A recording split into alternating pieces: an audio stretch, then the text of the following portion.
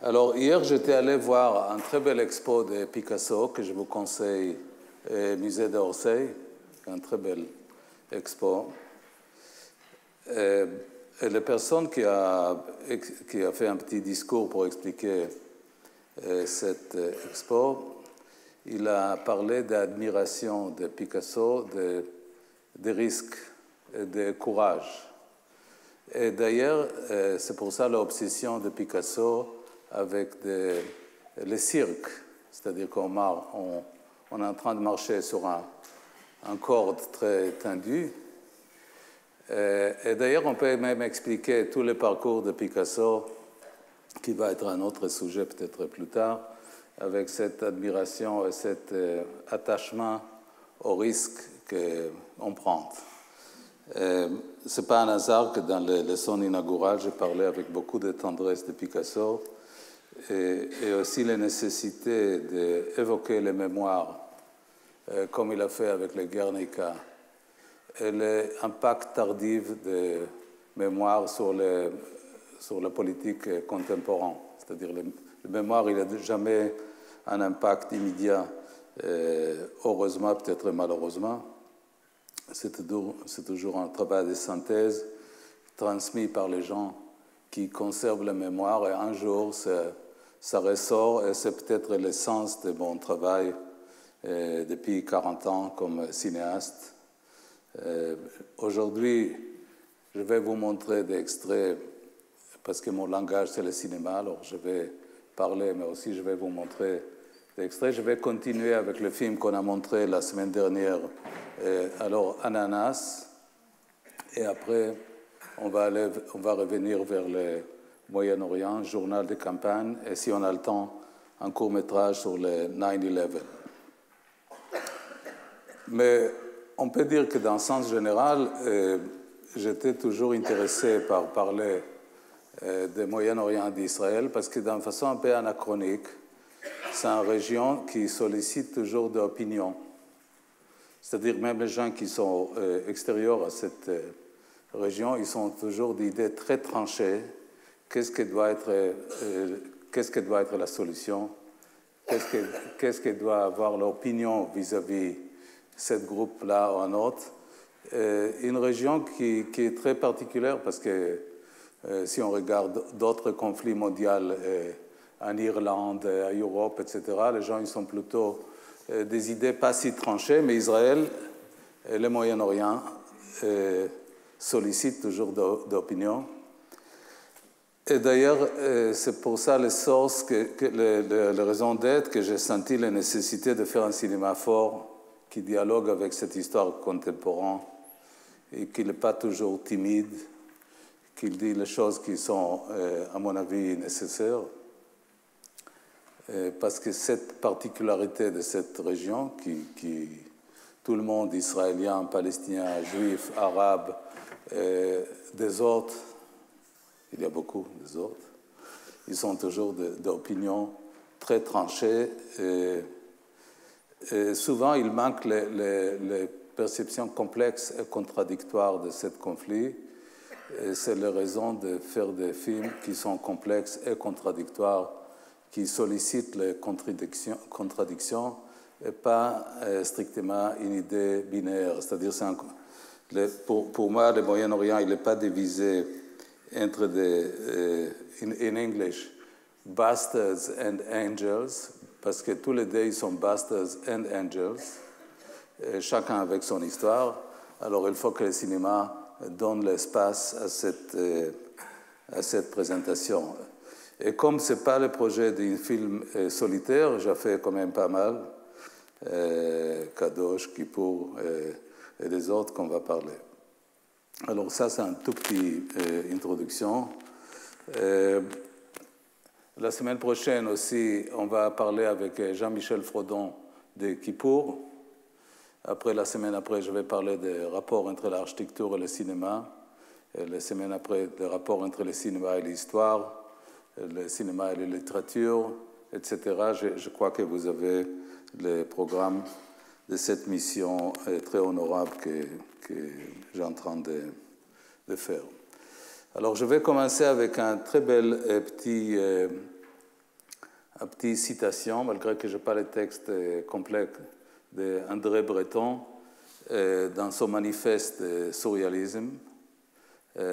Il a dit que, moi je connais le terme anglais, we have to give power to the accidental.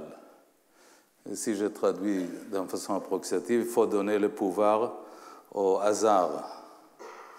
Et c'est vrai que le hasard, c'est une chose très compliquée à intégrer dans un projet si structuré comme le cinéma ou le théâtre ou l'architecture. C'est-à-dire comment on peut capter une idée qui glisse notre contrôle, mais qu'un coup de chance, elle traverse notre parcours, et on va la saisir, elle devient l'objet lui-même. Et je crois qu'André Breton, dans cet très bel texte que Florence avait la gentillesse de préparer, Manifeste de surréalisme, il parle de cette question des hasards. Alors, je reviens à mon parcours avant le premier extrait. Alors, comme on a parlé dans les séances précédentes, j'ai fait cette série de films House, que vous avez vu, d'extraits, Wadi, journal de campagne, qu'on va voir aussi d'extraits aujourd'hui. Et après cette trilogie documentaire, mes chers compatriotes m'ont dit que vraiment, je n'ai rien à chercher là-bas, parce que je pose des questions pas très fréquentables, et je dois chercher ailleurs. J'avais devant un dilemme, je reste à un petit café sympathique à Tel Aviv, et tout le monde va montrer le doigt sur moi, il a dit, cet monsieur-là, il était vraiment doué, c'est dommage, etc., avec plein de sympathie chaleureux, je vais aller chercher ailleurs. Et c'est pour ça que je parlais tout à l'heure de Picasso. Alors, moi, j'aime bien, des fois, de prendre des risques, d'aller chercher le hasard. Et on est parti à Paris avec Rivka, et je n'avais pas de boulot. Et comme je racontais la dernière fois, alors, un ami de la télévision britannique, il m'a dit, mets un peu le côté le Moyen-Orient, cet Moyen-Orient très riche que je viens de décrire, qui est tellement douloureux, mais aussi dense et intéressant, de plein de couches d'histoire qui méritent un cinéma fort, et fais autre chose. Alors, comme je racontais la dernière fois, mais des fois je répète un peu pour les gens qui n'étaient pas là, alors un jour, il m'a dit, fais un film sur le tiers-monde. Et un jour, je viens d'ouvrir le frigo et je trouvais une boîte d'ananas. Et je regardais bien l'étiquette de cette boîte d'ananas qui était d'une compagnie américaine qui s'appelle Dole Pineapple. Et sur l'étiquette, c'était écrit « Produced in the Philippines, packaged in Honolulu, distributed in San Francisco ». Et je racontais que comme je grattais, c'est écrit « Printed in Japan ». Et on parle de 1983. Alors, je me dis, bon, je peux raconter quelque chose sur le tiers-monde. Et ce film-là, qui était fait beaucoup avant, parce qu'on parle maintenant d'exactement 25 ans, un quart de siècle, même avant que le terme mondialisation existait, est devenu une sorte de métaphore. D'ailleurs, métaphore vis-à-vis des choses qu'on a parlé la semaine dernière, c'est aussi un rapport avec House, qui est aussi un parabole, un métaphore, un microcosme de Jérusalem, avec tous les destins attachés à cette maison. Est-ce que je viens trop vite ou ça va? Ça va? Alors, c'est un rapport avec House, Ananas, c'est-à-dire les grandes capacités de cinéma documentaire de ne pas être bombardé par des voix off, mais de nous faire une sorte de juxtaposition de séries de fragments biographiques qui va, nous raconter l'histoire. Et cette boîte d'ananas, elle peut nous amener même vers certaines compréhensions de grands processus politiques, le tsunami actuel qui produit Trump, etc., parce qu'elle parle des systèmes multinationaux, de capitalisme avancé de notre temps, dans lequel les grandes compagnies occidentaux traversent la planète en cherchant des profits. Et l'histoire des ananas que j'ai commencé à découvrir grâce à cet objet-là que j'ai mis dans l'espace, grâce à un désir de prendre des risques et de raconter le hasard, ces deux éléments-là, raconte quelque chose sur le grand processus mondial. Pourquoi? Alors, sur cette étiquette, c'était écrit aussi Dole Pineapple. La semaine dernière, on a vu l'héritier de Dole Pineapple. C'était écrit aussi A Division of Castle and Cooke. Castle and Cooke. Tout ça, c'est des informations visibles. C'est-à-dire, la question est comment on fait un travail d'interprétation, d'archéologie, de commentaires, d'objets qui sont visibles, qui sont dans l'étagère des supermarchés. Comment chaque objet représente des rapports de pouvoir, d'exploitation, de grands processus politiques. Comment, si on creuse dans chaque objet, on comprend quelque chose de plus grand. On n'a pas besoin de faire des leçons de capitalisme et de multinationales seulement, mais on peut aussi regarder l'objet et essayer d'interpréter. Alors, la télé britannique qui a pris l'initiative d'aider dans ce projet, elle m'a donné la possibilité de faire ce film.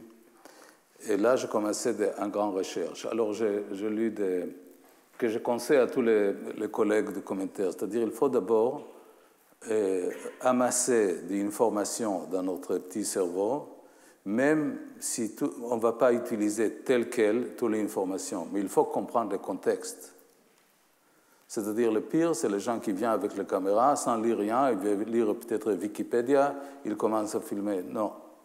C'est mieux de comprendre beaucoup plus que les éléments qui sont nécessaires pour travailler. Il faut qu'on comprenne le contexte dans quelle action de commentaire de ce site archéologique se passe. Alors, j'ai fait appel à mon classe de mon université Berkeley d'économistes marxistes sur l'économie de tiers-monde. Et j'ai relu certains textes. J'ai relu certains textes même de Karl Marx, comme il parle des rapports entre le use value et exchange value. J'ai oublié le terme français. Valeur d'usage, valeur d'échange, d'échange. C'est-à-dire, après, les copains, ils m'ont proposé de voir les représentants. Alors, les Philippines, le film passe partiellement aux Philippines. Dans cette époque des années 80, les Philippines, elle est sur loi martiale par le colonel Marcos, avec des armées, des répressions très féroces. Et la question est aussi de niveau pragmatique, comment on arrive de rentrer dans ce pays qui est géré par les lois martiales, que les compagnies américaines en question, elle a une armée privée, que le dernier qui a essayé de documenter était un photographe hollandais tué sur la plantation sud des Philippines. Qu'est-ce que doit être la stratégie de pénétrer le ventre de cet éléphant? Comment il faut procéder? C'est-à-dire qu'il y a les questions d'études thématiques, il y a des questions de stratégie de commentaires. D'ailleurs, hier, dans l'expo de Picasso, il a parlé beaucoup de stratégie de Picasso. Les personnes, c'était très intéressant, d'ailleurs. C'est-à-dire comment l'artiste, le cinéaste, l'écrivain, qu'est-ce que peut être la stratégie d'aller filmer dans ce type d'endroit? Alors, je reviens à cette étiquette qui est le centre. Alors, l'étiquette, c'est écrit Dole Pineapple, a Division of Castle and Cooke. Alors, je commençais à comprendre qu'est-ce que la procédure, qu'est-ce que l'histoire de Honolulu d'abord, de Hawaï. Alors, Hawaï, c'était une île autonome qui avait une monarchie autonome, gérée par un roi de Honolulu. C'était pris par les Américains d'abord comme un territoire extérieur, la colonisation de cette île. Et cette époque-là, le Castle & Crook, les célèbres Castle & Crook qui sont sur les tickets de Pineapple, des boîtes, ont été des missionnaires qui, comme ils ont fini leur travail de conversion de Boston, ils ont été un peu ennuyés, cherchaient un endroit un peu plus beau, j'imagine, et ils sont partis à Honolulu pour continuer leur travail de convertir les tribus indigènes de Hawaï. Et comme ils ont fini à convertir, j'imagine, un bon parti d'indigènes de Hawaï, ils se sont dit, bon, c'est très bien d'être missionnaire, maintenant il faut commencer à faire le business. Alors ils ont ouvert une petite boîte de plantation d'ananas à Honolulu. Et après, ils ont pris un mec qui s'appelait Dole, mais plus loin, il était même mis comme président de Hawaï, et plus tard, il était élu d'une façon, disons, démocratique, comme le premier gouverneur, et Hawaï était annexé. Aujourd'hui, Hawaï fait un des États des États-Unis. Alors, on voit déjà dans les Hawaï toutes les procédures de... Et moi, je reviens, je ne suis pas été élu au célèbre Collège de France comme professeur d'histoire, je suis simplement cinéaste, etc. Alors, comment cet objet-là, infime, il peut nous dévoiler le processus beaucoup plus large, culturel, politique, économique, mais aussi il ne faut pas oublier le cinéma. Alors, pour ne pas vous fatiguer trop avec mon discours, je vais vous montrer un extrait. Il faut faire aussi attention à un des sujets qu'on va parler dans les semaines qui suivent, c'est la question des sons. Parce que pour moi, les sons et les musiques, je parlais avec les gens qui, comme j'ai fait les spectacles à la Philharmonie, la musique est toujours un point de départ très intéressant. Parce que la musique ne doit jamais avoir un rapport illustratif aux images. Il va avoir un rapport plutôt dialectique, c'est-à-dire qu'elle doit charger l'image avec une autre signification. Elle va produire une sorte de mood, une sorte d'esprit de film, sans être strictement un gadget illustratif. Alors, comme vous voyez, j'ai choisi 3 extraits d'Ananas. Comme vous voyez, la musique, elle est vraiment une sorte de voix d'opposition, souvent, à l'image. Elle travaille presque contre l'image, mais elle charge l'image d'une autre, c'est-à-dire on a une couche que l'image, les interviews, les conversations, les paysages, et on a aussi les couches de sons qui marchent, qui fait une marche un peu obsessive contre l'image, qui veut qu'on n'oublie pas l'origine. Et les sons que j'ai choisis, c'est des musiques vernaculaires qui fait une sorte de travail d'opposition presque aux images. Et avant que je lance l'extrait, alors c'est connecté aussi des questions qu'on a posées dans une des séances précédentes.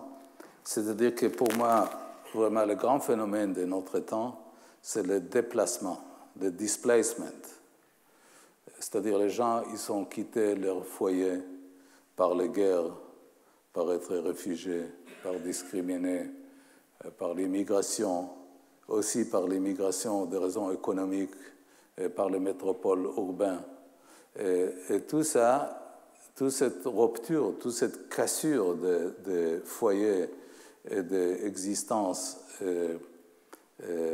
qui était le cas de beaucoup de siècles, c'est-à-dire dans lequel il y a de génération après génération qui grandit dans les mêmes lieux, les mêmes décors, qui sont les mêmes souvenirs, les mêmes odeurs, les mêmes végétations. Là, l'humanité est composite de gens qui étaient tous déplacés. Et il faut que, mon idée dans l'époque, c'est qu'il faut que le cinéma dialogue avec ce phénomène.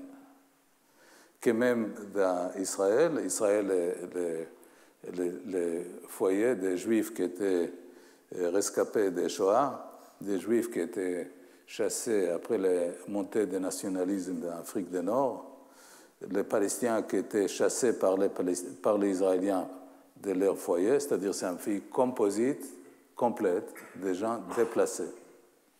Mais c'est aussi plus large que l'endroit où j'étais né, parce que c'est un phénomène mondial.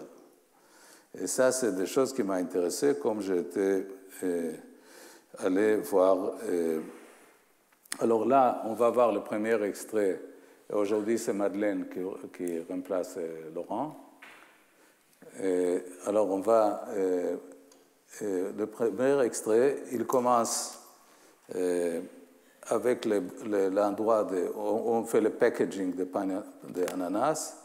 Et on va voir un premier extrait. Après, on va parler aussi de la religion et le colonialisme plus tard. Mais on va voir déjà celui-là.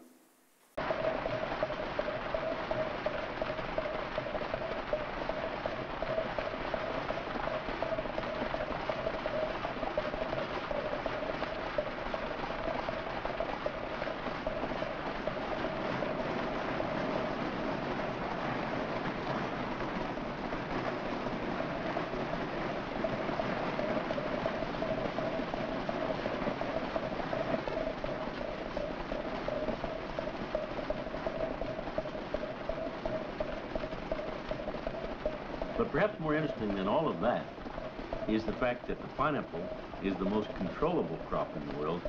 And taking that all into consideration, I like to say that the pineapple is the most sophisticated crop in the world.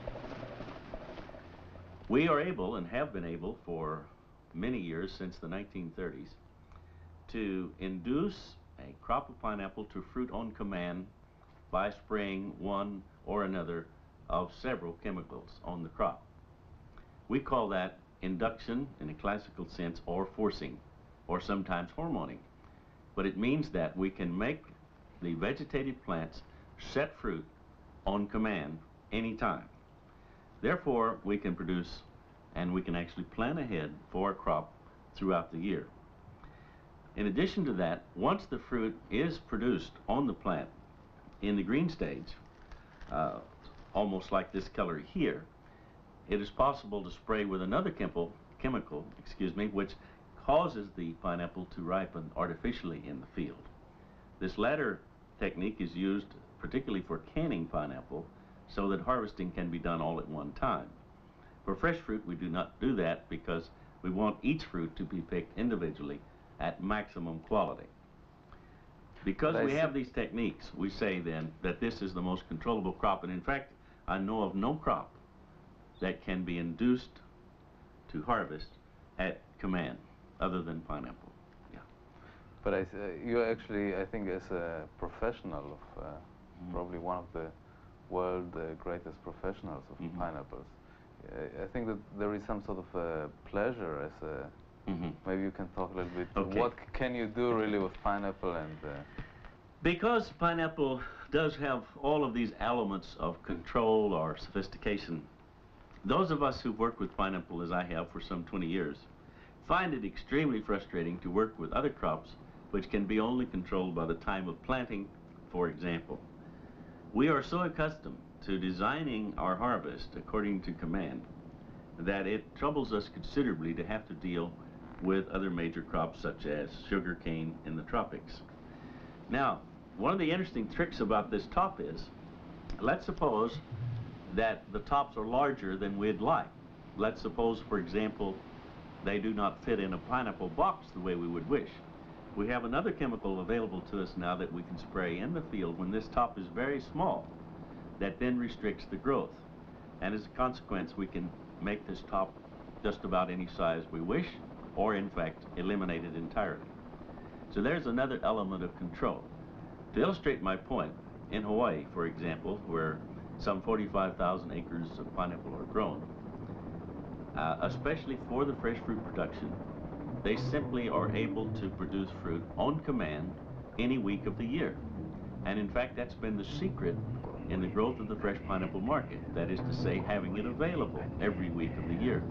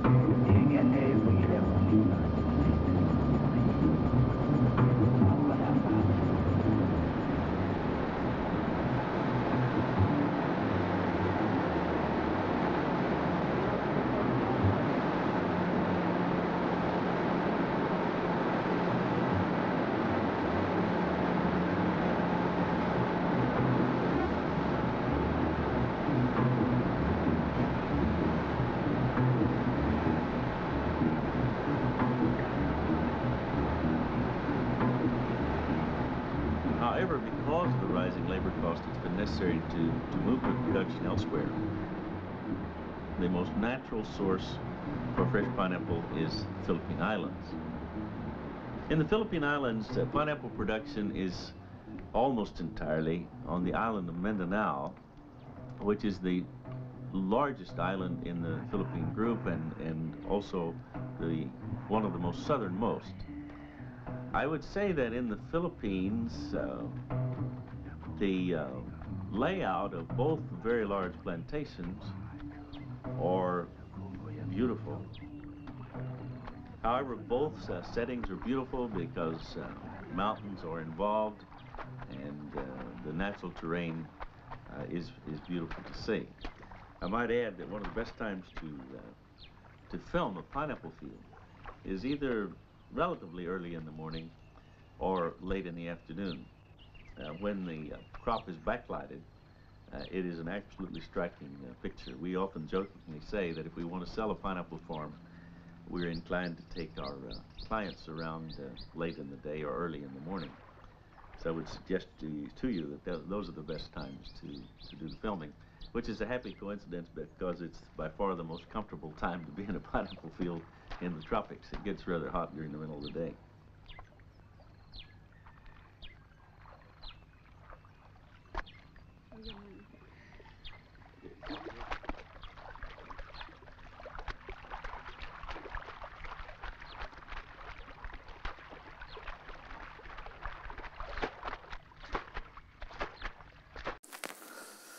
Alors là commence le voyage de pineapple, de ananas.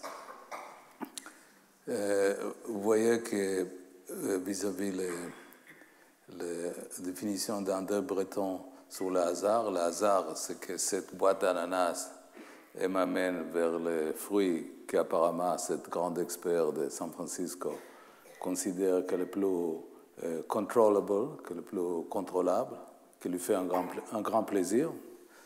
C'est-à-dire les métaphores, des fois, qu'on tombe par hasard, ce n'est pas moi que je savais que c'est le plus contrôlable, et nous amène vers des réflexions très intéressantes. C'est-à-dire qu'il faut être vraiment très concentré et très à l'écoute.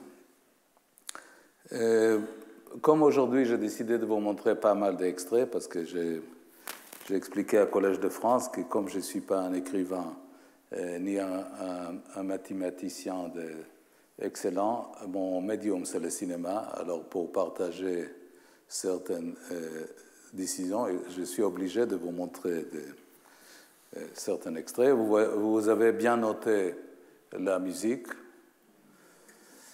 On était avec Nourit Aviv, on a filmé cet chant. Nourit était dans cet avion pour filmer le chant d'Ananas, qui remplace dans les pays comme les Philippines, dans les îles de Mindanao, toutes les nourritures de subsistence, c'est-à-dire comme les compagnies, ils ont pris l'espace le plus productif point de vue agricole, ça produit tout de suite de pauvreté.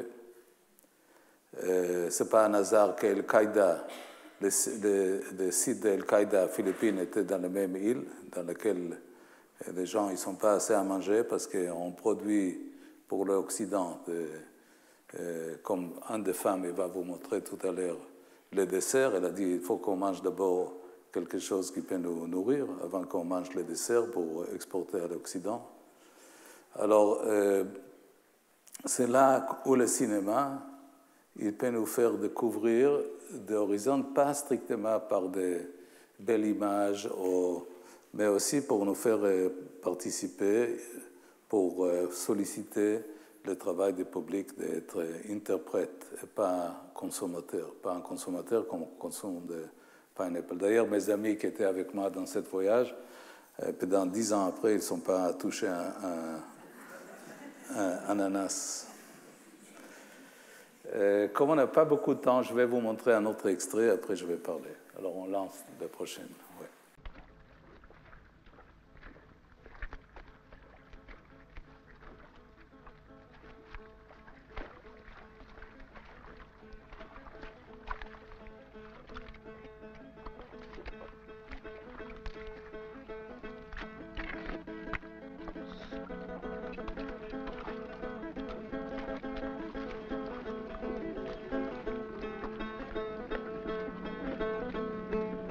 They don't now believe what their forefathers have believed.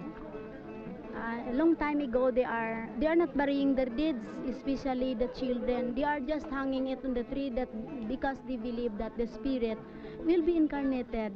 But now, they believe that the spirit of a child will go directly to heaven, as what the Bible has said. And at the time of resurrection, that child will be resurrected. That's what they believe. Why do you think it's better to have them converted into a religion which is European? It's not Filipino originally. We are so eager. I am so eager to convert them in a faith that is in God, so that whatever problems they have their gods wherein they can come on to tell their problems. And besides that, if they are not converted to Jesus Christ, they will be rebellious. We have I experienced it for the first time we were here. Plenty of them are getting our plants without any permission. But now that they are Christians,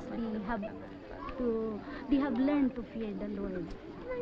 What sort of rebellions did they have when they were not Christians? When they were not Christians, they were sometimes they were so savage. They were so unconsiderate.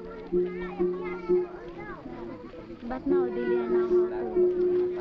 learn now how to fear the Lord. And besides, if they are always going to church, they are not only privileged to learn the faith in God, but they are also privileged to learn something. Because I just don't let them teach about God, but I always teach them another subject, for example, like cooking, how to deal with their children psychologically, and other things that will help in their livelihood. Why do you think the old ways are not good? Old ways are not good because sometimes you cannot talk to them. They are hiding. They are so shy. So we brought them up not to be shy, telling them that we are created by God equally, even though we does not belong in the same tribe. God loves us and He died for us all. So then they are brought up to not to be shy, but to be equally level with other people. What is bad in being shy? Oh, it's so bad in being shy because you cannot communicate with them. They are closing their door if they are so shy. You cannot talk to them. What is the problem if they close the door? Then if they will close the door, you cannot communicate to them. If you want something to get from them, you cannot talk to them. Why is it important to communicate? It's important to communicate because if you cannot communicate, we do not know what you are feeling and what I am feeling, what is your needs and what is my need if you cannot communicate with other people. But they were more self-sufficient before, no? Self-sufficient.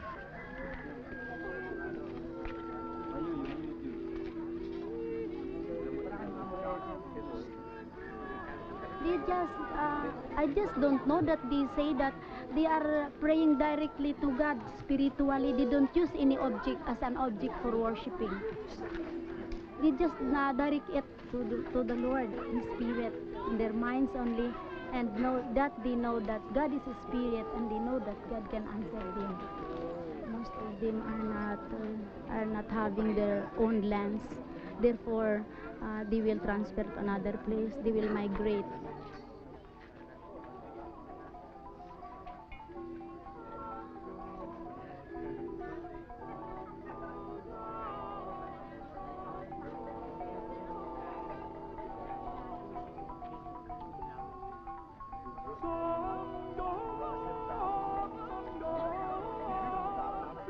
I let them know that God loves them and God has a plan for them, especially in salvation.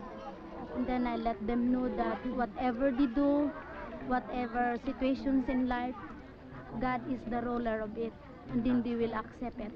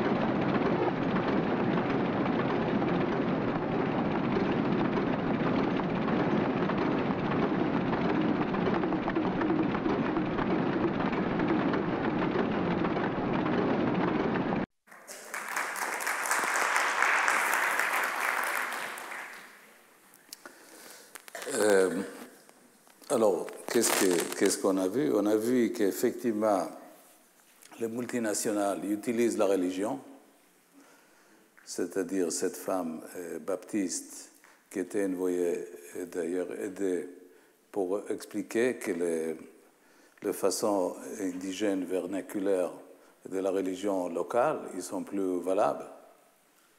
Parce que c'est-à-dire le paradis au terme de vision de cette femme, c'est comme une banque collective, C'est la même structure, c'est-à-dire il faut avoir un bon rapport avec les banques, avec l'Église, pour que votre âme, elle va être réincarnée. Si on n'a pas un bon rapport avec les banques, tant pis pour nous. Et les visions animistes pré-monothéistes, c'est-à-dire qu'il y a l'âme qui va, avec la mort, voyager, chercher un autre animal ou un être humain, est le plus valable. C'est-à-dire qu'il n'a pas l'autonomie des choix individuels de chaque âme, de trouver où il a envie de...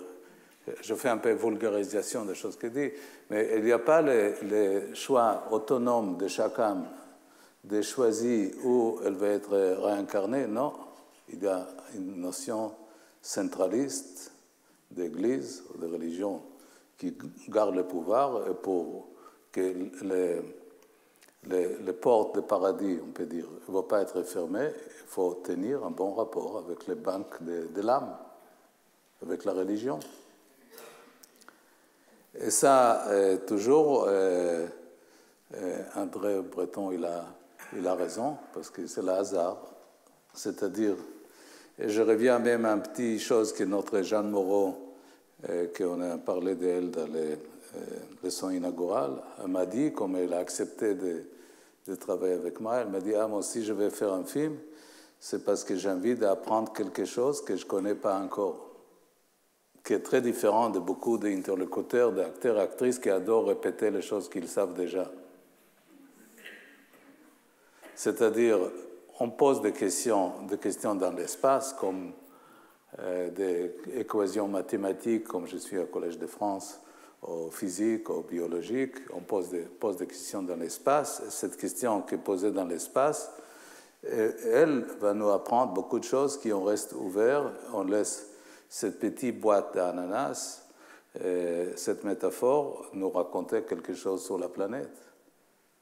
Et comme je dis, je fais un petit jump, comme je dis, la politique actuelle, c'est-à-dire le déracinement brutal de tout ce genre de foyers, on arrive dans le stade de politique mondiale aujourd'hui, postmoderniste, qu'il n'y a aucun attachement, aucun repère.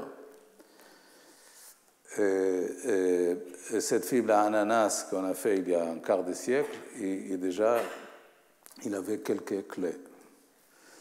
Alors, c'est-à-dire vraiment cette missionnaire adorable qui partage avec moi d'une façon de synthèse très simple et très claire la place de la religion dans les colonisations, dans les changements révolutionnaires de comment on peut coloniser un territoire, pas strictement par la force et par l'armée, mais il faut changer aussi la perception des gens. Il faut l'expliquer que toutes les vieilles méthodes, parce que la religion, finalement, c'est une mode d'interprétation des réels, toutes les vieilles méthodes, ils sont caduques, ils sont plus valables. Il faut aller vers une idée qu'il y a une institution centraliste, forte. D'ailleurs, l'Église n'était pas si innocente et attachée aux vraies leçons de vrai Jésus historique, qui était, j'imagine, plutôt un homme sensible aux injustices sociales, mais elle était imposée avec la force, avec l'Inquisition, savager toute l'Amérique latine. Je ne parle même pas des rapports avec les Juifs qui étaient brûlés par l'Inquisition et torturés, mais toute l'Amérique latine, une bonne partie de la planète, par cette prétention très pacifique qui met les autres. Alors, et c'est pour ça l'avantage de faire des films sans voix off, parce que moi, j'ai besoin de rien dire. Je vous montre des extraits, des fragments, et c'est vous l'interprète. Et comme j'ai dit aux premières leçons, le meilleur film que j'ai vu comme spectateur commence quand la projection est terminée, parce que là, les images sont inscrites, sont enregistrées, et après on va promener, on va accepter, faire opposition, faire un travail d'interprétation, et c'est ça le bon travail de cinéma. Bon, comme aujourd'hui j'ai amassé peut-être beaucoup d'images, parce qu'après on va revenir quand même au Moyen-Orient, je vais vous montrer un autre extrait de Ananas.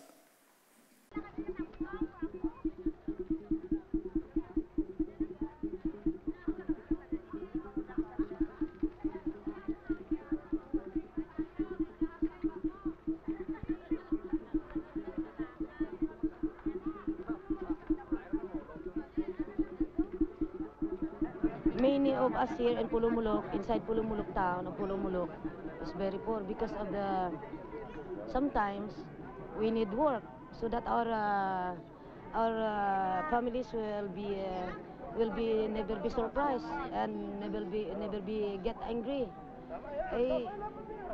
But why some people are rich and some people are poor?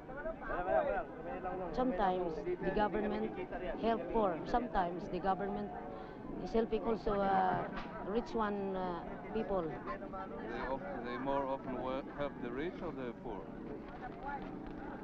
As I know, here in our town, they don't need helping poor people. They need helping those big stomachs. That's why we poor people, sometimes we cry. We are crying. Why do you cry? Sometimes when I was not yet working here, I need help to someone rich here in our town. But they told me when I came from them to ask help, we have nothing to do with you.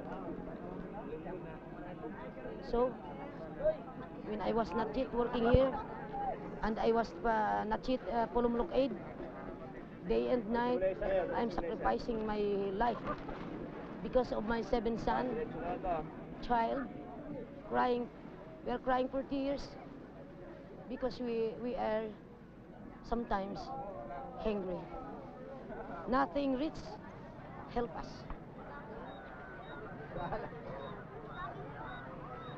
Now I'm working, but I do not know.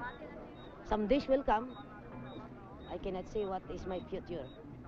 Sometimes I'm asking Lord Jesus, why is it that I'm poor? And why is it there are so plenty of rich? There is no justice. If we have justice, why those poor people needing help for the rich one, nothing will be done. Nothing. I'm so very happy that you come here inside Pulumulok, so that you can know what is wrong in this town.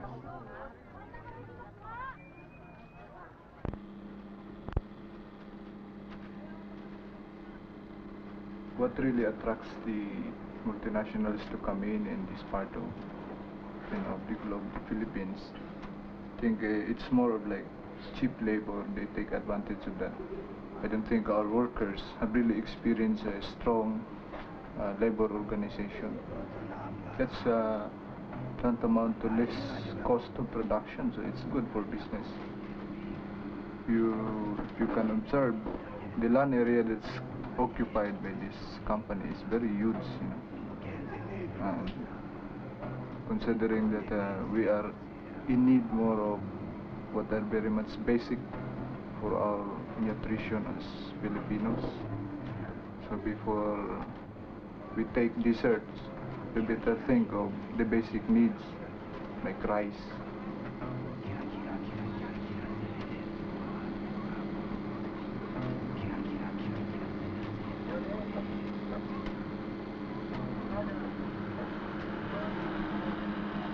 You can understand. The Filipino aspect. Kung sa problema dito, marami. Hindi lang pera ang problema dito. Marami pa. Pero yan ang numero 1, pera ang dito, problema sa Pilipinas. Kasi, alam mo, mahal ang bibilhin dito sa Pilipinas. Lahat na bibilhin, mahal. Bigas, isda, at saka marami pang bagay. Kaya kahit gabi, sige, trabaho ng mga Pilipino dito. Day shift or night shift. Sige, trabaho.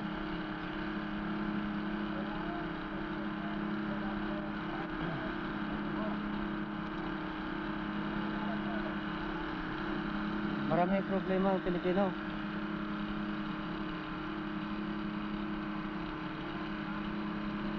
Gaya sa Amerikano, walang problema.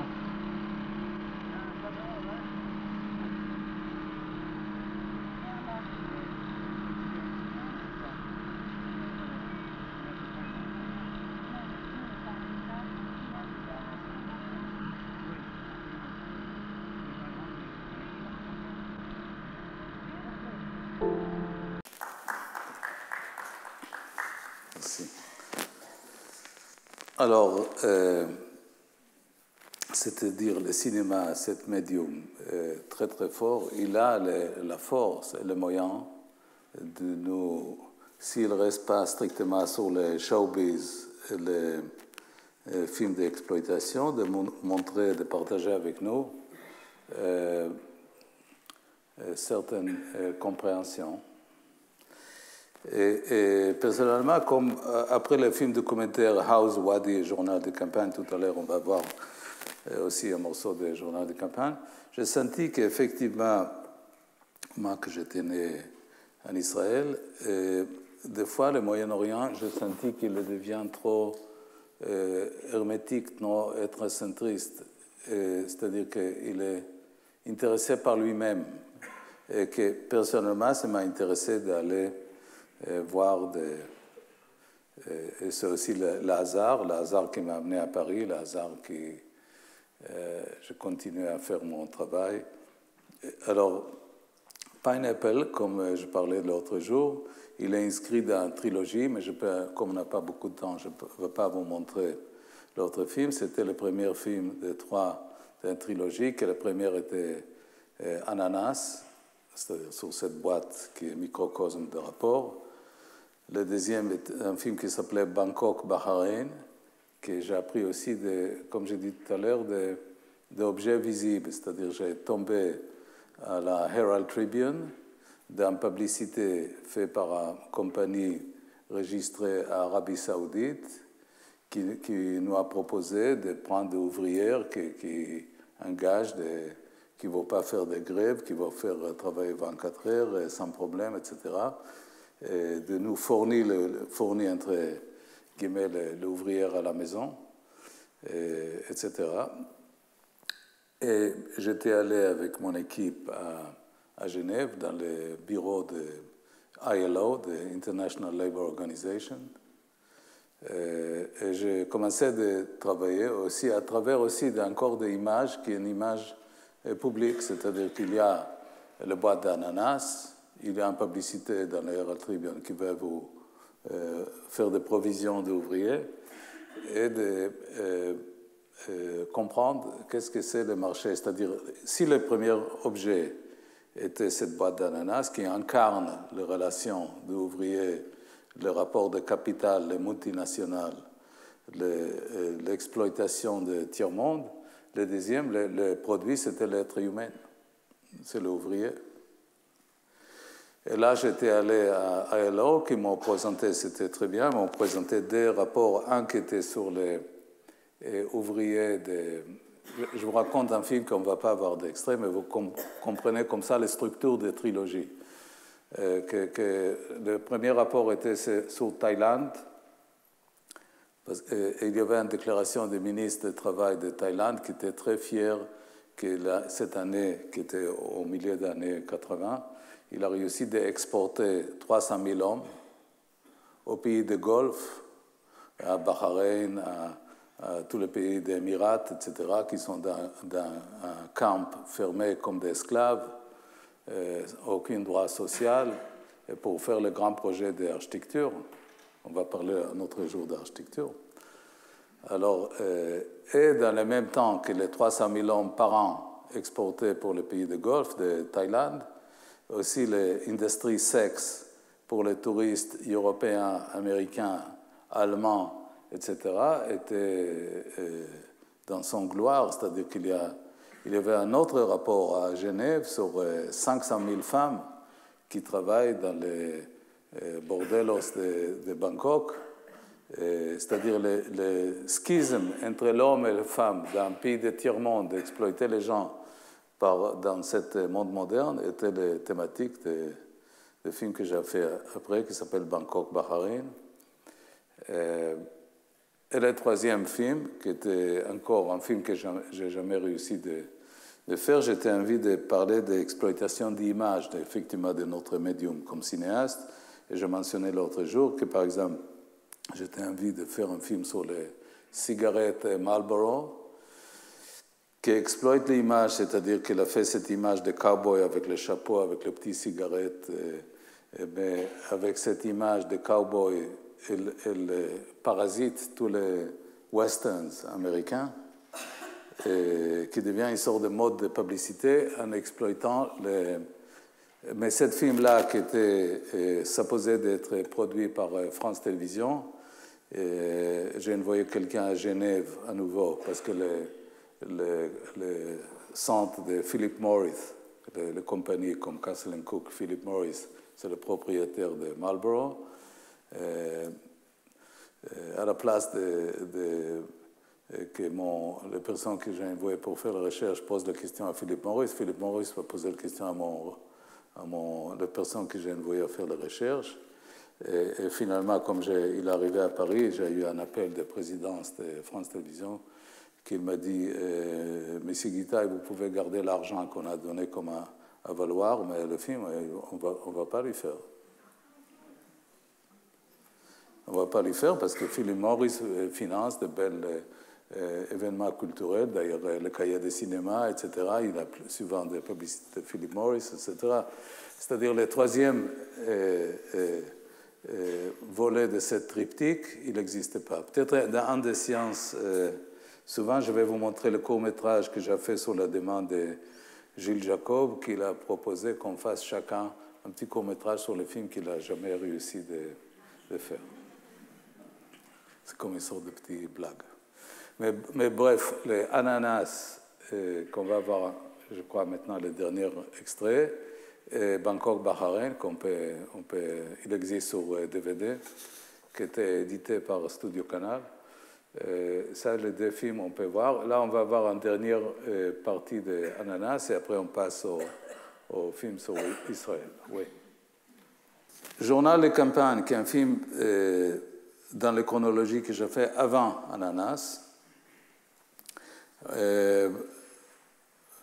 C'est un film que j'ai fait toujours avec Norit Aviv, qu'on a décidé d'aller en 1982.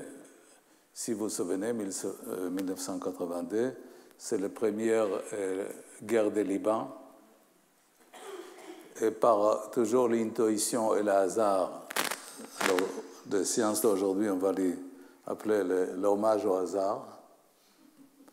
Alors, on a commencé de filmer 4 ou 5 mois avant la guerre du Liban. Alors, on a commencé de filmer avant la guerre du Liban. Qu'est-ce qu'on a décidé de filmer? On a décidé de filmer les constructions de la colonisation rapide et accélérée par Israël d'implantation dans la Cisjordanie. Aussi l'histoire à Gaza, on a filmé à Gaza, on était à Gaza. Et aussi, pendant le tournage qu'on a fait, il y avait la guerre du Liban qui a commencé, on est parti aussi à Liban, on a filmé aussi à Liban. Alors, comme vous voyez, c'est-à-dire cette série de films, apparemment, il dit que j'ai fait presque 90 films de courts-métrages, de 23 films de fiction, de films de commentaires. Et il devient une sorte de open book, une sorte de diary, que chaque film il devient une sorte d'un autre chapitre, à la fois de mon propre histoire, l'histoire de la famille, les gens proches, mais aussi les thématiques qui m'intéressent dans l'époque. Et après, journal de campagne, c'est-à-dire aujourd'hui, je montrais les choses d'une façon pas chronologique. Après Journal de campagne, qu'on va voir un extrait tout à l'heure, on est parti à Paris. Et là commence Ananas, Bangkok, et aussi commence les périodes que je vais commencer de faire des films de fiction. D'abord sur l'histoire biblique d'Esther, et comme celui-là qui était avec moi dans les leçons inaugurales, comme le Book of Amos, moi je suis très intéressé par la beauté des textes de l'Ancien Testament et la nécessité de faire un travail de réinterprétation à la Pasolini, c'est-à-dire de ne pas laisser cette série de textes d'éthique strictement aux interprétations réactionnaires, mais il faut faire un challenge, il faut retravailler et rendre hommage à cet écrivain qui écrit il y a plus que peut-être 3000 ans, un texte assez magnifique. Ça va être un sujet aussi un des leçons dans quelques semaines que je vais partager avec Alain Schnapp, qu'on va parler de mythologie et de cinéma. Alors avant tout ça, et ça touche aussi tout à l'heure les questions d'histoire dans le deuxième extrait, on était allé filmer un journal de campagne aussi avec cette confiance, peut-être un peu trop augmentée, des pouvoirs du cinéma, que le cinéma par les questions temporelles, c'est-à-dire qu'on ne coupe pas, comme je dis la dernière fois, à la Speedy Gonzales. On ne fait pas hacher l'image, mais plutôt construire de très grands blocs temporels pour le cinéma documentaire et les films de fiction pour vous donner une idée complexe. Et la première séquence que je vais vous montrer maintenant du journal de campagne,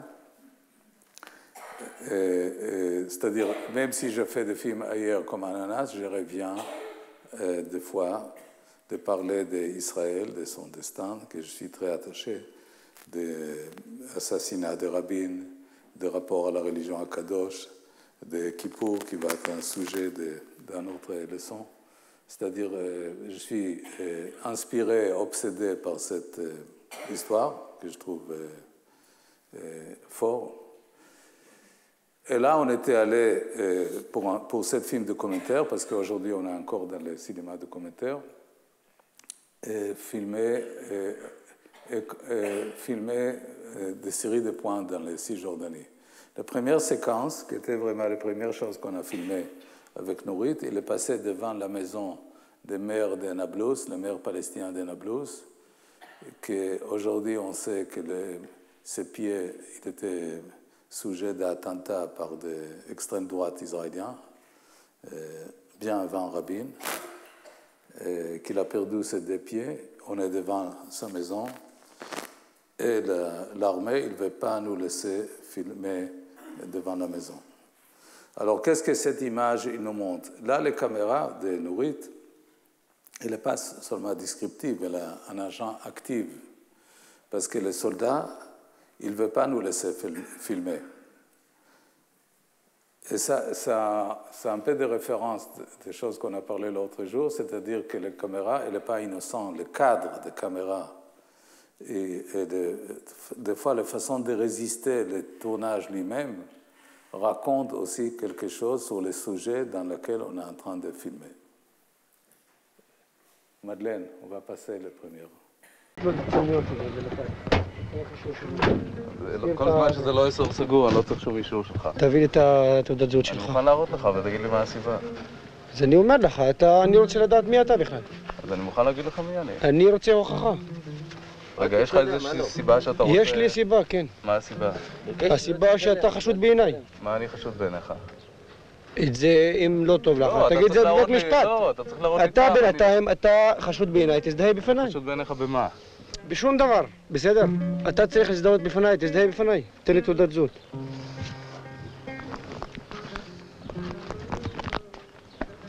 הוא ביקש ותצלם. אני ביקשתי שלא תצלמי, נכון? שלא תיגע במצלמה, אתה מבין? תביא לי תעודת זהות. ביקשתי ממך לא לגעת במצלמה, תבין מה אמרתי לך? נו, תעזוב אותה שיצלם. תביא לי תעודת זהות. אתה מוכן לא לגעת במצלמה?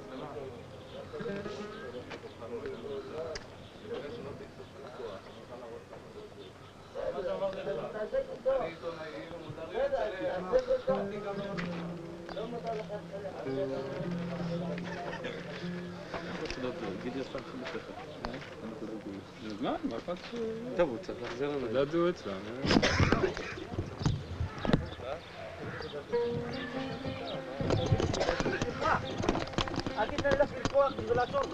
אני מוכן להראות לך תעודת זהות, אבל אל תיגע במצלמה. יפה מאוד, אז תביא לי מיד. תגיד לו שלא ייגע במצלמה. שתכבד את המצלמה מיד. תגיד לו שלא ייגע במצלמה.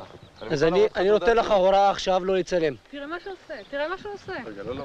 שמעת? אתה מוכן להפעיל כוח, בבקשה, אל תפעיל כוח. אני לא מפעיל כוח. אני מוכן להראות לך תעודת זהות, אל תיגע במצלמה. תביא לי את התעודת זהות קודם כל. בבקשה.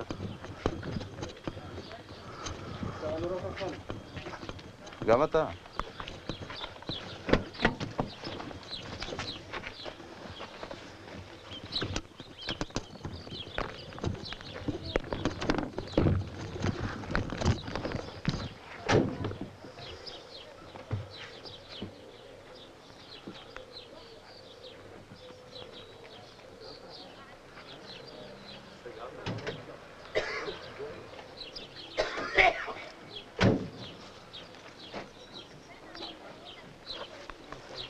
פעם שלה.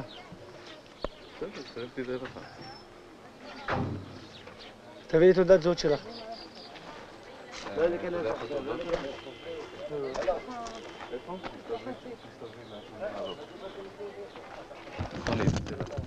חבר'ה, אף אחד לא נכנס.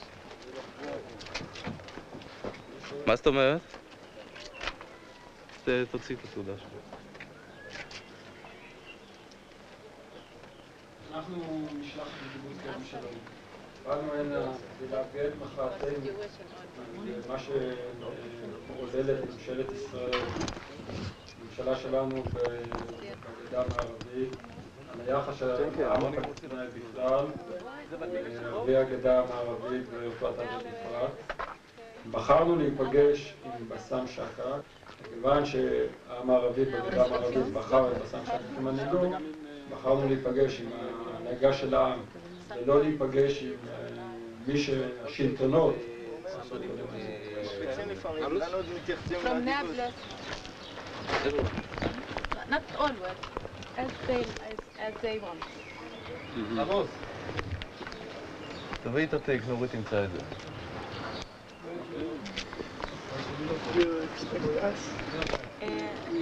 Yeah, you make telephone. Yeah, I made a telephone from kibbutz. kibbutz כרם שלום.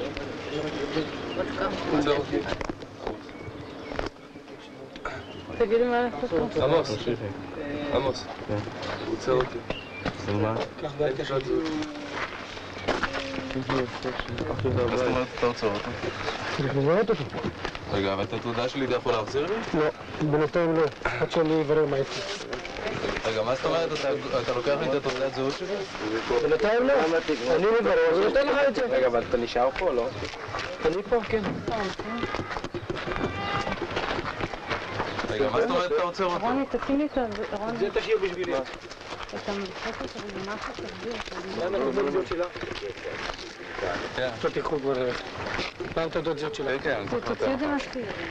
טוב, אני אעשה לך.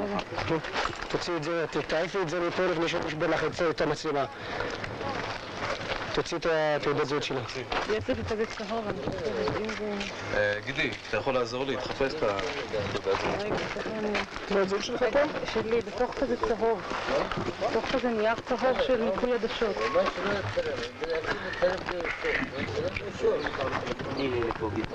בתוך נייר צהוב שטח סגור?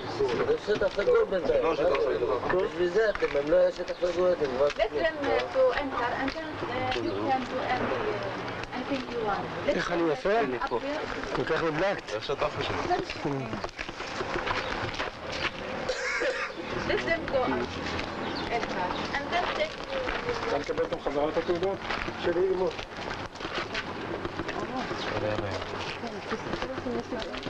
Is it often, these problems?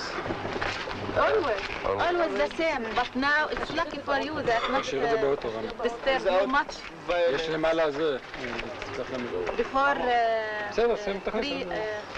maybe 7 days, a journalist from America and 2 men come with him. They beat him very much. Here? Here.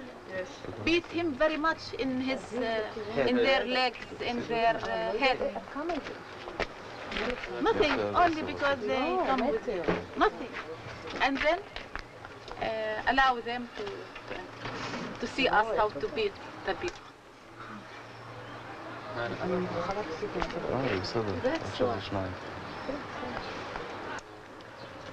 So how is it to live like that all the time? We must bear because we will reach our rights. Yes. And the fact will be appear. Our right. If it is not our right, we can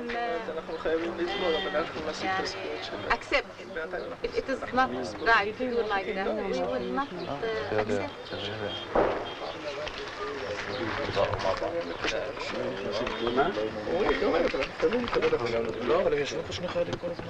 יש פה, מה?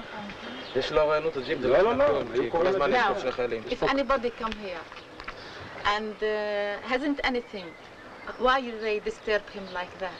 And they know everything in the house. Always they put telescope to see what inside. If we want to sit, if we want to sleep, if we want to eat, always they censor us in their telescope like this. Where from? Our from they stopped here from the house and from that. And from the other side. Take photos? Not photo. In telescope. In telescope to see. And they make disturb laughing. Do like.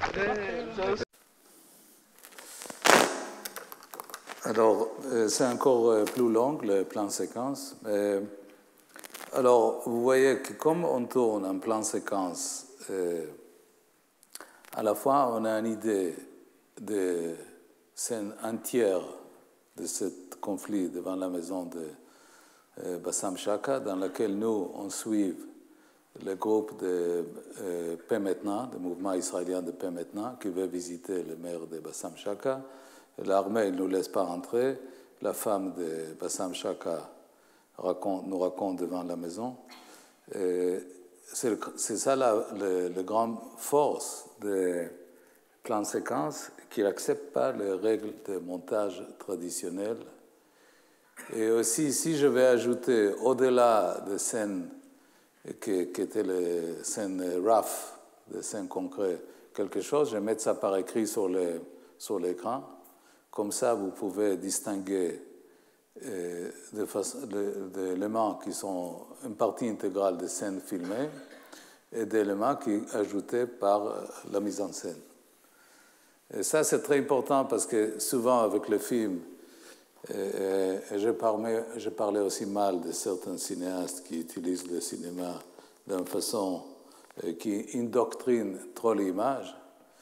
Le cinéma, c'est un médium assez fort, il n'a pas besoin d'être sur-indoctriné. On a la force d'image et la juxtaposition de séries de scènes qui, liées à nos autres, il nous dit les choses qu'on a envie de dire.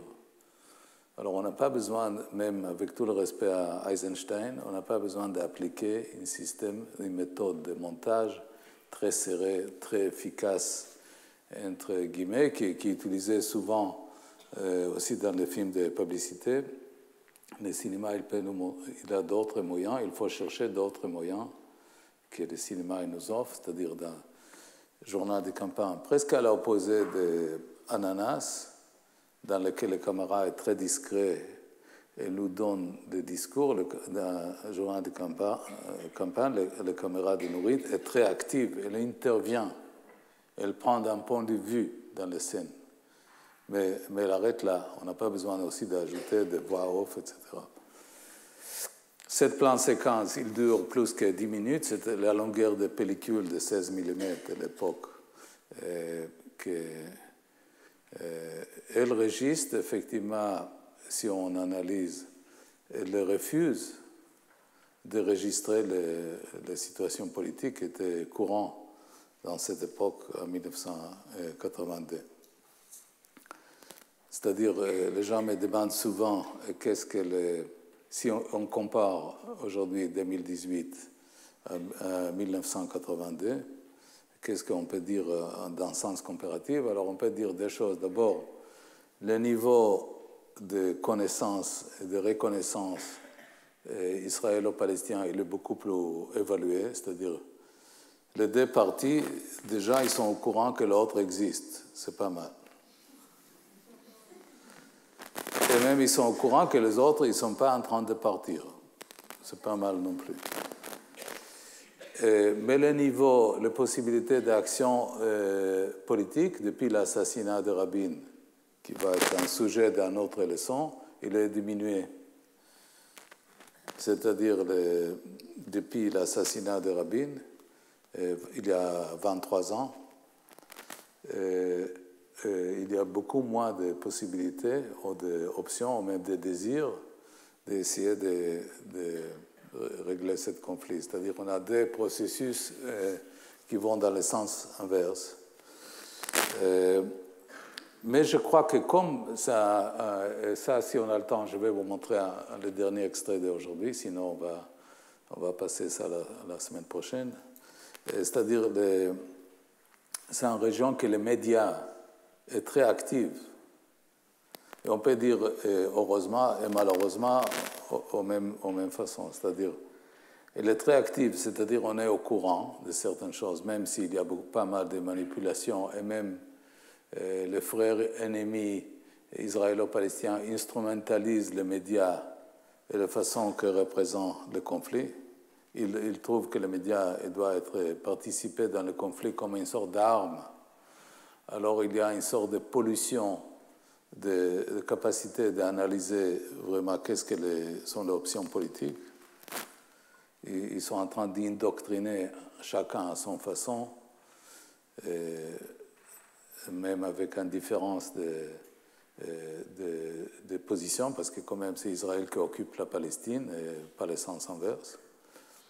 Mais les médias, et la question est toujours, parce que mon mission ici est de parler de cinéma, comment le cinéma il peut dévoiler avec cette machine de reproduction que la caméra, et les machines de reproduction sonore et le montage, dévoiler des processus qui sont contradictoires.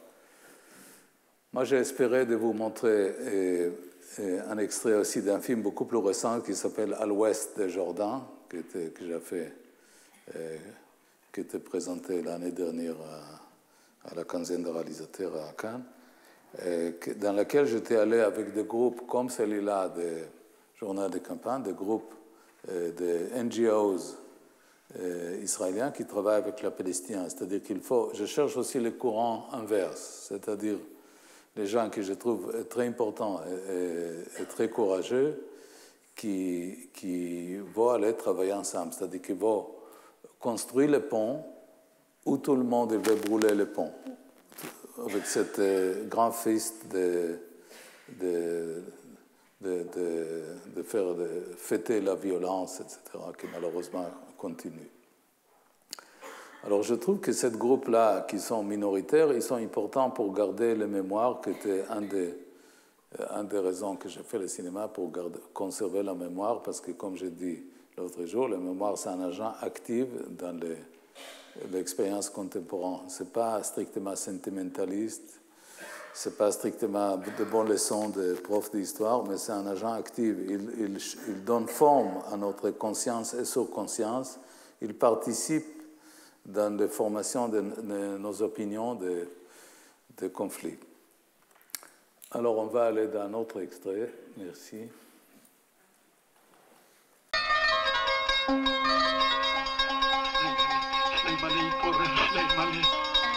מה קרה? על מה ההתרגשות? אנשים יקרים, מה קרה? הנער. מצאנו את הנער שוכב בשלג, הוא קופא מקור. שליימלה. שליימלה. הוא מתעורר. הוא מתעורר. שליימלה, מה עשית בחוץ? ספר לאמא, מה עשית בחוץ בליל שלג כזה שלו, אמא, אה? רציתי לנטוע את גרגר הרימון באדמה, כדי ששורשיו יתחברו לשורשים שלו בירושלים.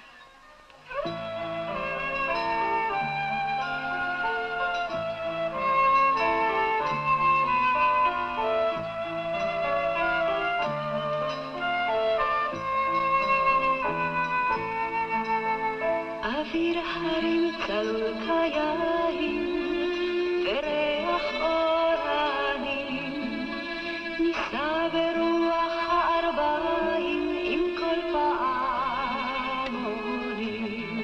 לאחר המקרה הזה חליתי. בכל ימי מחלתי הרגשתי מין הרגשה נפלאה של התרוממות הרוח. בטוח הייתי שגרגר הרימון באמת ישלח שורשים ויתחבר לשורשיו שבירושלים. אחר כך, ברבות הימים, כשגדלתי, עליתי ארצה להתחבר לשורשים שלי בירושלים. רק כאן הרגשתי קרוב לשורשים שלי.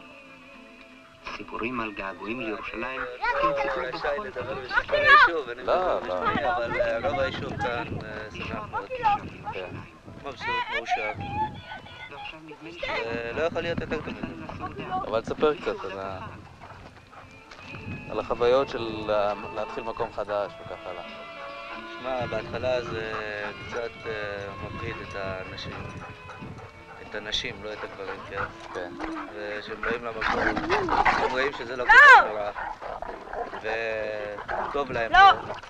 לא, רוקי! בסך הכל להגיע לעיר זה עניין של חצי שעה, חוץ מזה שיש לנו נוף כזה יפה, ורואים את כל הארץ מכאן, שזה שווה הרבה, הון תועפות, גם למדינה וגם לנו. מאיזה בחינה למדינה? למדינה מבחינה כספית, אבל יחסית זה עולה פחות מה שלבנות לזוגות צעירים בעיר. אם היו בונים פה לזוגות צעירים, אז זה היה הרבה יותר טוב. אתם גרתם קודם בעיר? כן, ברמת גן. אין לי שום קשר לרמת גן. מאז שעברתי להנה זה... לא, רוקי! אין לי שום קשר.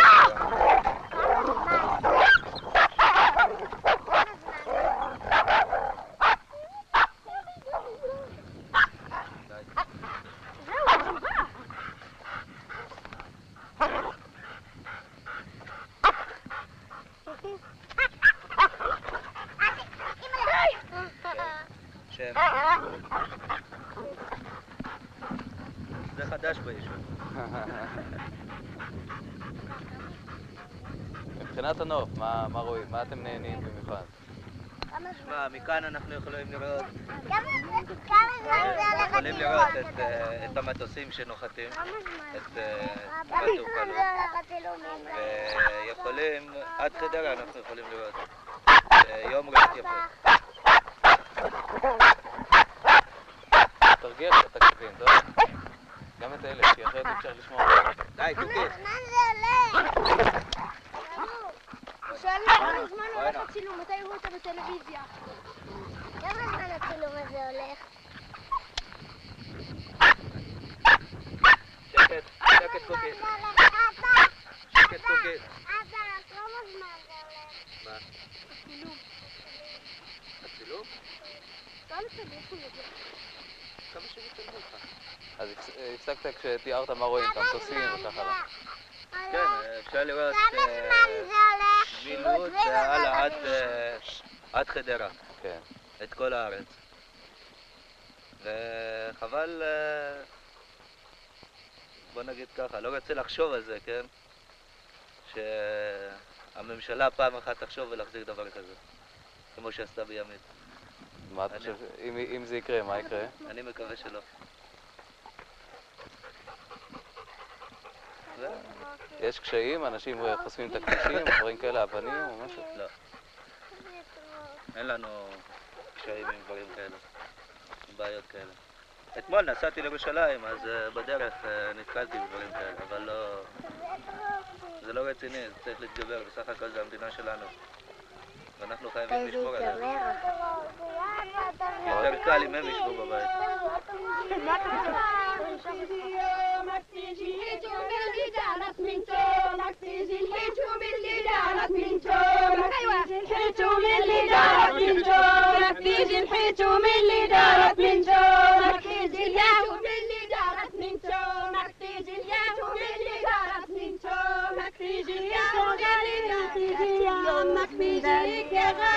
فلسطين ذات اليوم من ذا اللي يكسر فلسطين اليوم من ذا اللي يكسر فلسطين اليوم من ذا اللي يكسر فلسطين اليوم من ذا اللي يكسر فلسطين اليوم من ذا اللي يكسر فلسطين اليوم من ذا اللي يكسر فلسطين اليوم من ذا الانتشاد لسلاحة ولا لا زيتون بالتمي ولا انتشاد لسلاحة ولا لا زيتون من قلبي ولا انتشاد لسلاحة ولا لا زيتون من همي ولا انتشاد لسلاحة ولا لا زيتون من همي ولا انتشاد لسلاحة ولا لا زيتون من همي ولا انتشاد لسلاحة ولا لا جبل من همي ولا انتشاد لسلاحة ولا لا جبل من همي ولا انتشاد لسلاحة ولا لا الوطن من همي ولا انتشاد صنعتك اليوم مجنوني يكسرت فلسطين عتك اليوم مجنوني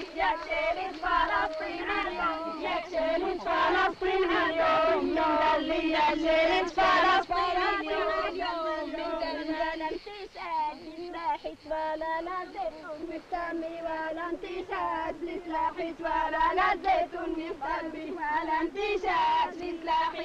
Alors, comme j'ai vu que l'heure a avancé, alors on va aller un peu plus vite. Et je vais vous montrer le dernier extrait du journal de campagne qui parle, comme d'ailleurs à Ananas, des rapports entre les mythologies, l'histoire et l'histoire contemporaine. Alors, tout ce film, journal de campagne, il est composé de plans séquences et des traces d'autres histoires comme cette émission radiophonique pour les enfants, c'est-à-dire comment on installe une perception vis-à-vis de ce territoire, que c'est vrai que c'est le lieu de naissance du judaïsme, en plus que les choses qui est très complexe dans cette situation, c'est le fait que les lieux historiques, des villes historiques des Hébreux, il y a 2000 ans, il n'est pas sur les zones côtières où Israël se trouve aujourd'hui. La côte, Tel Aviv, Haïfa, Ashkelon, Ashdod, toute cette côte-là était le territoire des tribus paganes, des Canaanites. Canaanites, on dit? Cananéens. Mais les sites des tribus juifs d'époque étaient exactement où il y a les Palestiniens aujourd'hui, c'est-à-dire c'est Hébron, Bethléem, Jérusalem, Nablus. Alors, cet overlap de deux groupes que leur mémoire a inscrit, le mémoire ancien et le mémoire contemporain, exactement sur le même site, il rend les choses encore plus compliquées. Parce que c'est vrai que la création de mémoire collective juive, il n'est pas du tout dans la zone où Israël aujourd'hui est situé. Il est vraiment dans les zones où il y a les Palestiniens aujourd'hui.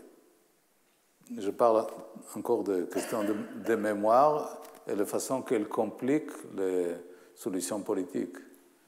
C'est-à-dire, même si on est très envie de voir des solutions politiques, il faut rendre compte, il faut, comme j'ai dit tout à l'heure vis-à-vis Ananas, il faut être au courant. Après, on peut décider tout ce qu'on veut. Alors, ça rend les choses très compliquées.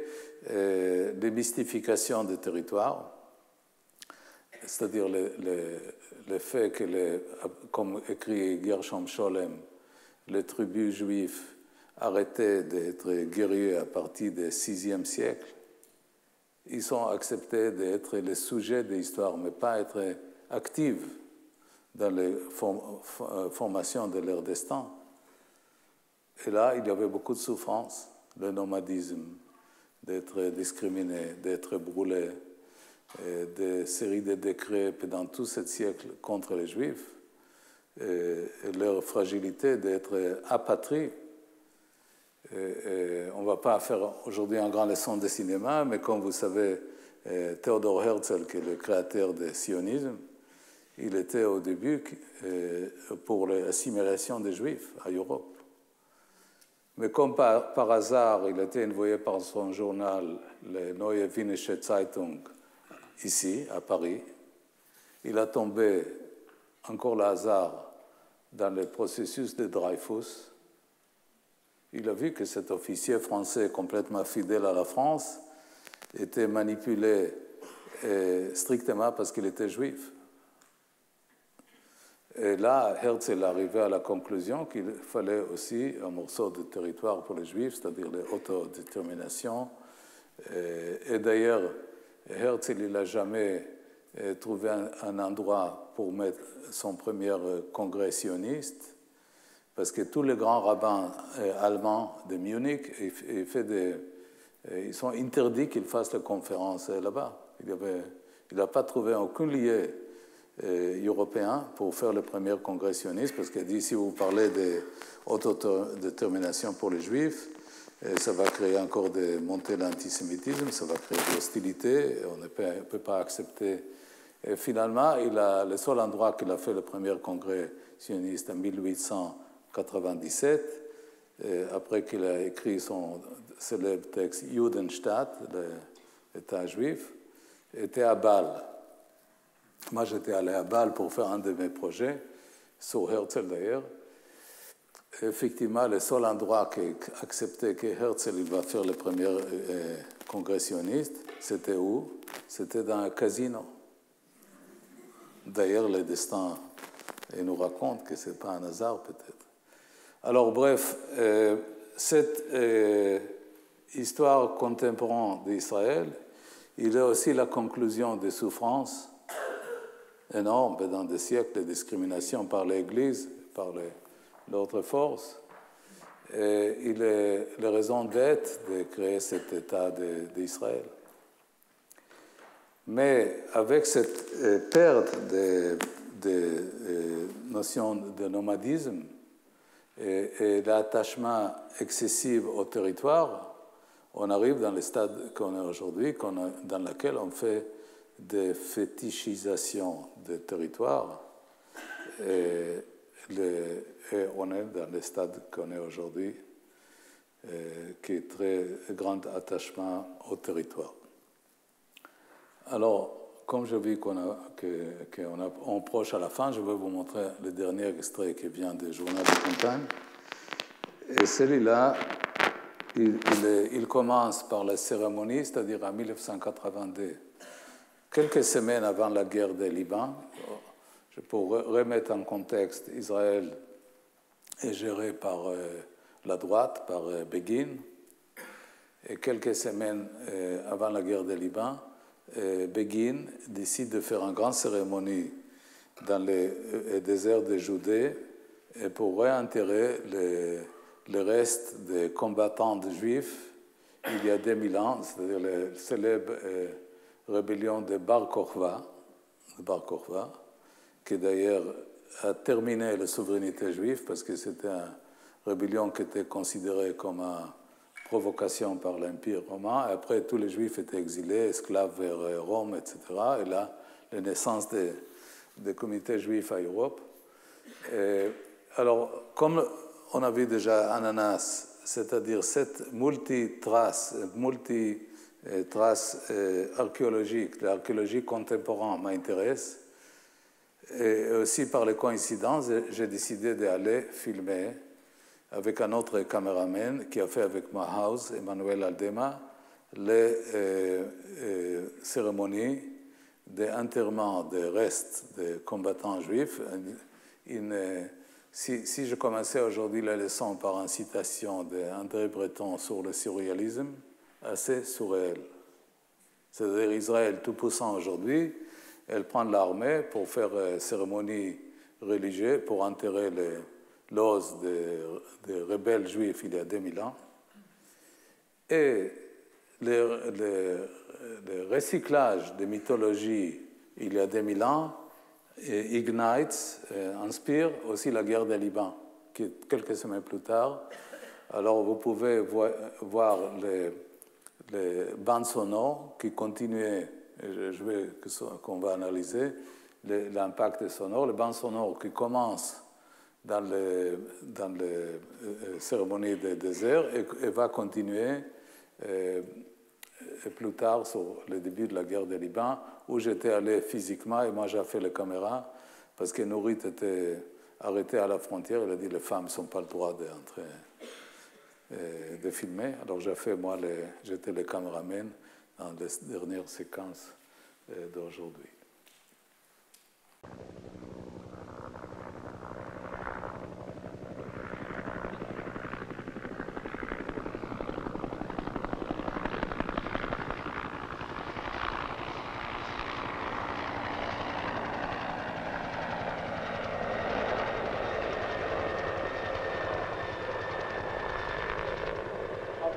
הקדושים, הגיבורים, ראו נא היכן סיריה את פלסטינה בפי אויבים, אבל בפי עמנו ארץ ישראל, ישראל ויהודה קמו לתחייה, ובאו שבטי ישראל מארבע כנפות הארץ, ושבו בנים לגבולם, ושחררנו את כל ארץ ישראל המערבית, וגאלנו את ירושלים ויחתנוה לעיר אחת לדורי דורות. ירושלים לעד עומדת, לנצח תהיה בירתנו. סביב קבר האחים הזה, שבו טמנו את עצמותיהם של לוחמי בר כוכבא ובני דורו, עומד נשיא ישראל, חברי ממשלת ישראל, מורינו ורבותינו, תלמידי החכמים הדגולים, הרבנים הראשיים, ומעל לכל מבחינה היסטורית, חיילי צה"ל, אלופי צבאנו ומפקדיו, הצבא העברי שקם לתחייה, המנצח, אשר החזיר לעמנו את מולדתו, את חירותו ואת כבודו. אבותינו גיבורי הדהירה, בשורה לנו, לכם, שבנו אל מאין באנו,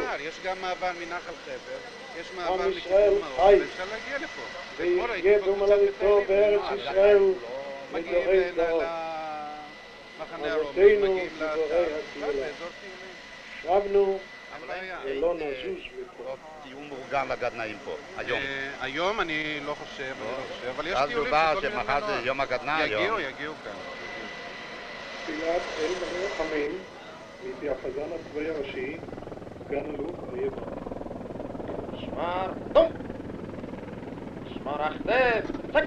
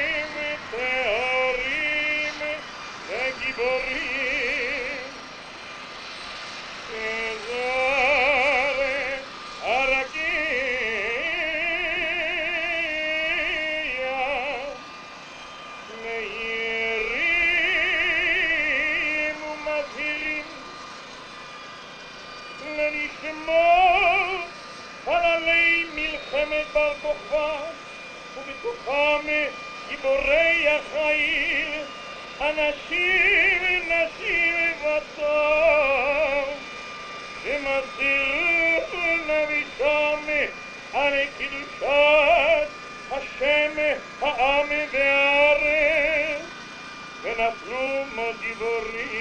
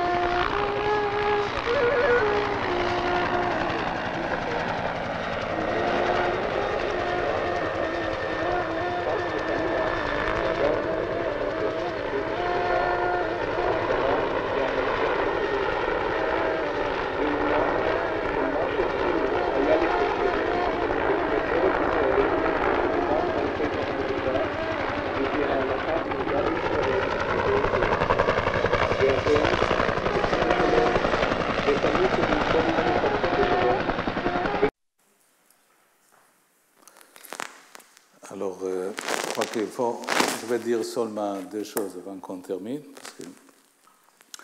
Alors, journal des campagnes en 1982, c'est plutôt pour nous rendre conscients des possibilités de cinéma avec l'image, les sons, le rapport entre cette prière juive qui va continuer sur le territoire libanais, et comment le cinéma peut humaniser le regard vers l'autre. L'autre, c'est les ouvriers aux Philippines. L'autre, c'est les Palestiniens. L'autre, c'est même les gens qui gèrent la structure des ananas. C'est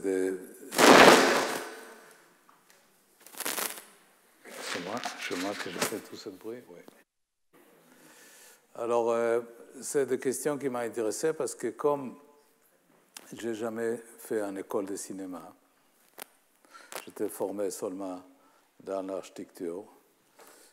Et d'ailleurs, hier, dans cette expo de Picasso, que je vous conseille vraiment, ils m'ont expliqué que lui, comme il a fait la céramique, il n'a jamais pris un prof de céramique, ni un prof de etching, c'est-à-dire comment on arrive, avec un regard extérieur, de peut-être renouveler ou de poser des questions sur les formes habituelles utilisées par le cinéma, le montage, les conventions, etc.